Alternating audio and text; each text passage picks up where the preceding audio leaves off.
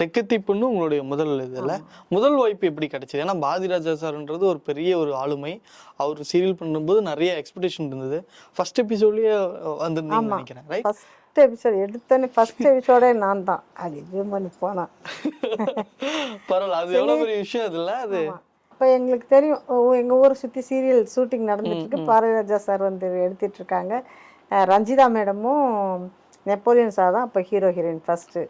அவங்க தான் ஆமாம் லீட், அவங்க தான் பண்ணிட்டு இருக்காங்க.